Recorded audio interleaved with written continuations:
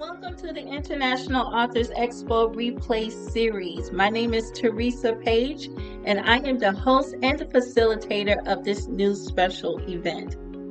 Teresa K. Page, LLC, established the International Authors Expo as a celebration of literature that allows authors, speakers, and book readers to engage in masterclass workshops, Q&A panels, as well as author meet and greets in a virtual environment. So what was our goal of this event? This new initiative is designed for my fellow authors to broaden their reach and to share their God-given message in diverse parts of the world, to sell their books, goods, and services in an online exhibit space, share their signature talks to educate published and aspiring authors the practical tools of success, answer questions regarding their personal writing journeys, enhance their brand awareness, as well as increase the probability of a viable return on investment. So I want to say thank you for joining us for this first voyage. Now relax and let's move forward as you listen in to hear our special headliners and our featured panelists. Let's get down to business. Coming to the stage is an amazing lady. I just had the opportunity of meeting her not too long ago. We are bringing to the stage Miss Natasha Welcome. Wonderful. So let's talk about Miss Natasha. Miss Natasha, she's a Master of Education. She is an author. She's an educator. She's an international keynote speaker. She's a researcher and an education consultant of Metamorphosis Education Consultants. So helping CEOs, managers, and English language learners transform to create synergy where there is a language barrier. Natasha is joining us today here on our main stage as well as on our authors panel to share her insight and her signature talk, which is titled Writing with Multilingual and Multicultural Readers in Mind. So if you are an author, or if you're a professional or an entrepreneur where writing is a huge part of what you have to do and you are writing to a diverse audience, you want to sit up straight for this one. So if you're ready to elevate your writing, Natasha will share practical strategies to help you craft both fiction and nonfiction pieces that resonates with diverse audiences to build trust, avoid bias, and craft inclusive stories. So let us put our virtual hands together for the company transformer and let's welcome Natasha Welcome. So Natasha, I'm gonna stop sharing my screen so then you can take the floor. Good morning, everyone. How is everyone doing? Good morning. Okay, I'm so happy to be here. All the speakers who went before me, they're so awesome. So awesome, I can tell you. I must say thank you to Teresa, Dr. Teresa. She put on a wonderful program. Let's give her a virtual round of applause. Not only did she choose the right speakers, but she put them really in the correct order. So I'm really grateful for her. I'm Natasha Welcome. Yes, Welcome is my last name, thanks to my husband. And my students would usually tease me and say, welcome is welcome. So I'm an ESL adjunct professor, senior consultant of Metamorphosis Education Consultant, a researcher, and I've been an educator for over 2 decades. 14 of those years at an international school in international education that served over 40 nationalities. And I presented in several language cultural diversity stages. Culture and language is my passion. I speak English and I speak Spanish and I speak a little bit of French, but I'm not fully there yet. I wouldn't call myself very advanced, but I'm there somehow. But in terms of culture, I'm everywhere. I see myself as a global citizen. So I'm excited that people from all over the world is present here today because this is going to be a potpourri of just deliciousness. Okay, so let's move on.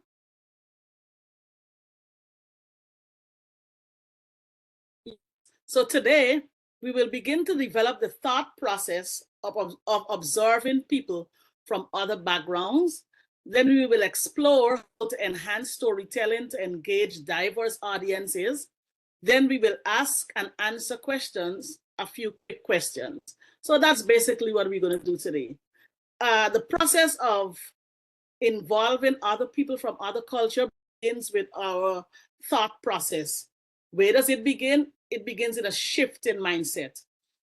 It's not just like one day we get up and say, oh, you know, I'm going to start, I'm going to write and I'm going to talk about someone from France, or I'm going to talk about someone from Britain. No, we have to have a total shift in mind. First of all, we have to begin to see those people from different places. And when I say see, we see them, but sometimes we don't see them.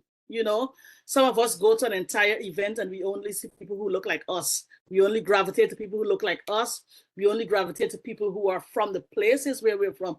Oh, you're from the USA? I'm from the USA. Let's hang together. Or you're from France? I'm from France too. Let's hang together. So once you have that mindset and you do not actually put yourself in the place to see other people, it's difficult when you begin to write, to start writing about other experiences. It's going to actually feel a little fake if you actually do it. It will feel fake because you really don't know a lot what you're talking about, and you actually have not been in the place of other people. You haven't entertained, you know, even thinking, how do people in France see this, or how do people in Germany think about this, you know? So when you're not in that global mindset, it's difficult when you put pen to paper, because putting pen to paper to be a writer or an author is just an extension of ourselves. It's an extension of how we think.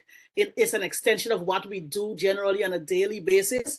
So when you write, just an extension of yourself. And if your circle or the people or the way you think is only in one specific culture or one specific language or one specific domain, when you begin to write, you're going to capture only that domain, because writing is an extension of your thinking, right? Everyone agree? Yes. Okay. I love it. I see that thumbs up right there. Yeah, it's an extension of your thinking. Can you give me the next slide? Thank you. I'm here at the United Nations, and that's what I do. I visit global stuff because I love global things, and I love cultures from different parts of the world. So maybe not everyone is there as yet, and maybe not everyone desire to be there. But if you're going to write with multicultural and multilingual readers in mind, it will take a global approach. It can either happen where you do things like me, like I'm crazy out there doing stuff with different cultures, or you research it. It's two ways, simple. Either you live it, like it's an actual life that you live, or you get down there and research it. Because one of the things is that when we get into that place where we're writing, people who read our work will know if it's authentic, or they will know if it actually lines up with their culture, if we're actually representing their culture correctly, or if we're actually representing, you know, or maybe sometimes you might not represent another culture or another language at all. You may stick only to the people that you know, and then when someone from another culture picks up that book, they may say, oh, this is not for me. I can't identify with anything here. So that's why I put together this program, writing with multilingual, with multicultural and multilingual people in mind. So this is me here at the United Nations, and I'm standing up near to the United Nations Sustainable Development Goal. I usually represent quality education. As you know, I'm an educator as well. So this is me. And when I go to the UN, I'm seeing people from different cultures, talking to them, you know, getting a good idea of what's happening in different parts of the world, and that's all great. Next page. At this conference, there were people from all over the world. It was basically, oh, you can see it. ACTFL was there. It was a conference for teachers who teach different languages, basically different language teachers. So some teachers taught German, some taught French, some taught Spanish, blah, blah. And I was there. I was speaking at this conference on how to use the United Nations Sustainable Development Goals to meet the needs of your diverse student population. So I was there holding the globe, just a representation of the way I honestly feel about myself being a global citizen. So as I said before, you can either research it, but at least by all means, let's get it right. So we can either research it, or we can also be a part of people from different cultures, so that when we write, it flows out even more naturally. Let's do the next slide.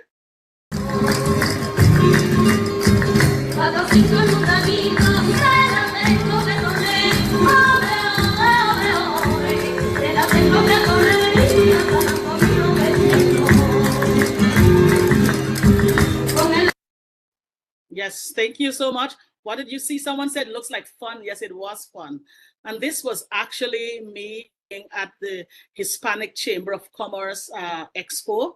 And these ladies, I do not remember which country they came from, but they were dancing this dance so enthusiastically, but they were really enjoying it.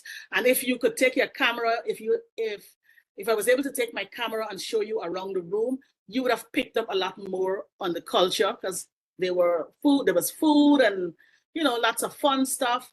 So I couldn't put all into this presentation. But when you're in a atmosphere like that, you're literally soaking up a culture. So when you begin to write, it's not difficult for you to bring that out in your writing, because you're literally soaking up the culture, because culture is much deeper than we think, you know? So you're seeing exactly what they're doing, and you're seeing responses from others. So when you're writing, those little cute little nuances, you're able to put in your writing. Okay, let's go to the next one. That's me and my African-American friends. We are at Purposefully Eventful, where we had our Fearless Women's Summit, New Jersey. Yay!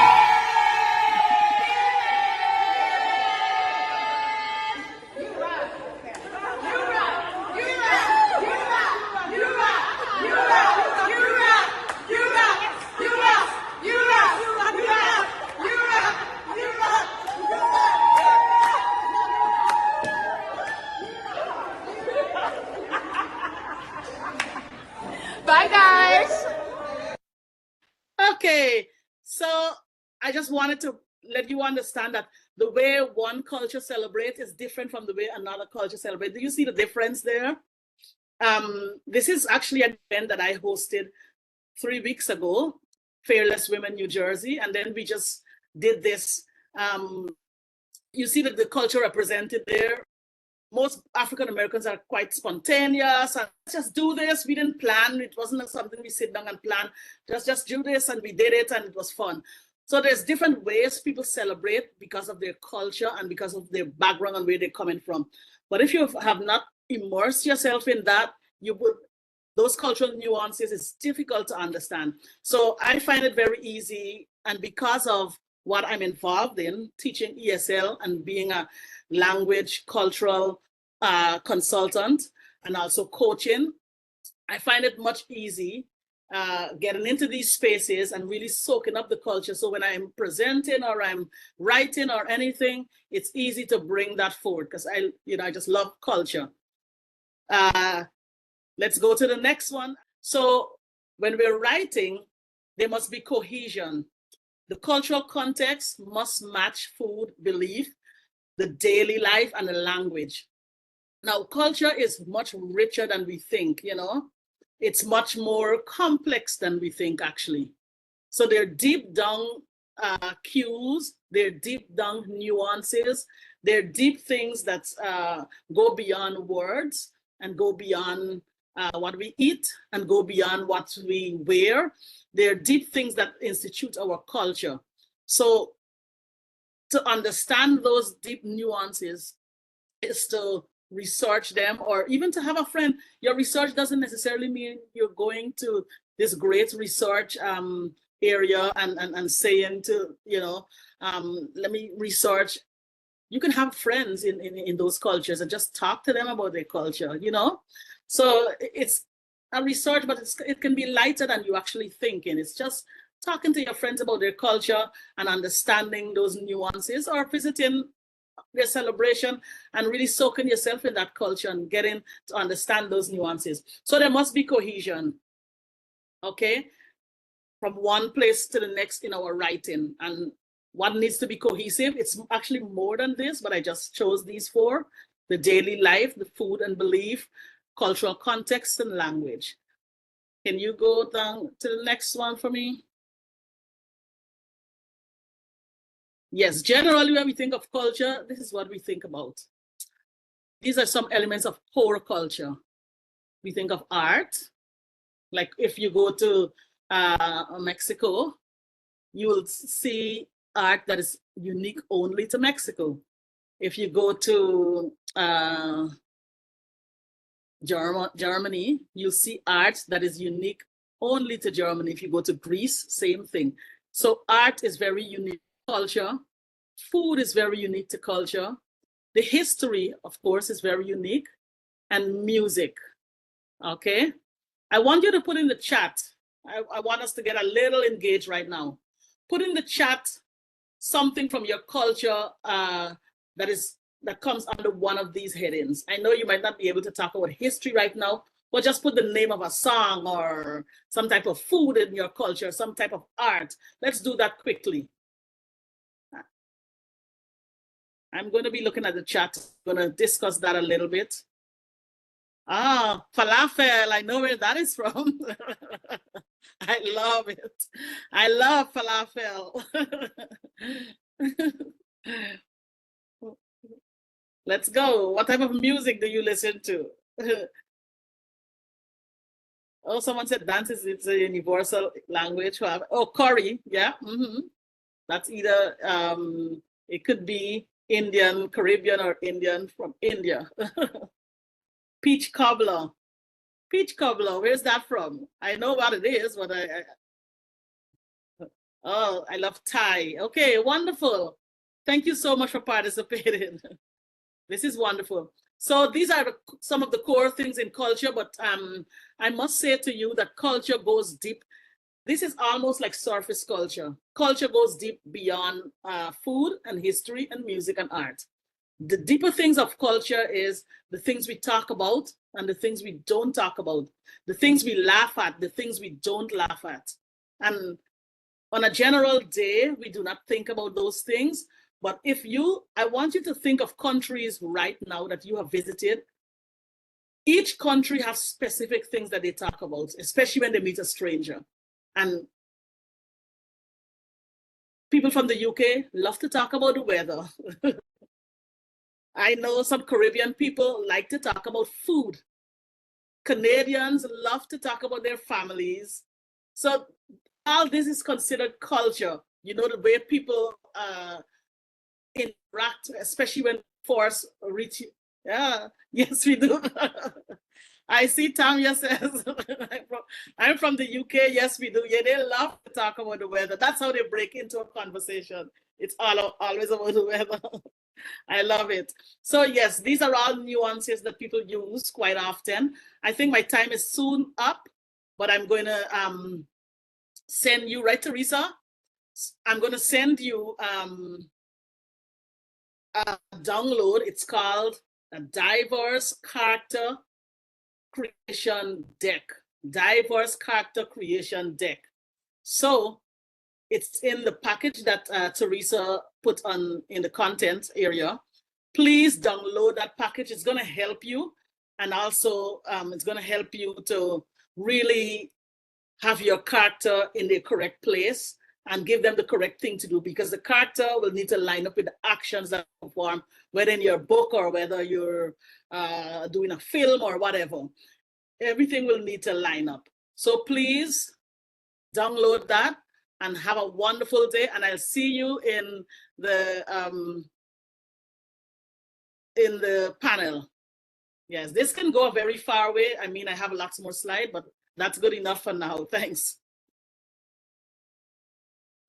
Thank you so much, Miss Natasha. Let's give it up for her. Miss Natasha Welcome kind of sharing us some of the nuances that different cultures have and why that is so important that we as writers, or even if we're not an author of a book, but when we're communicating, whether it's with a presentation or we're having to craft a letter in our professional spaces and different things like that, it is important that we kind of use language or at least be sensitive or use certain things in the right type of context so that we are able to engage all of our audience and that they're able to receive the matters or whatever it is that we're trying to share from our hearts and mind. So we want to say thank you so much, Miss Natasha.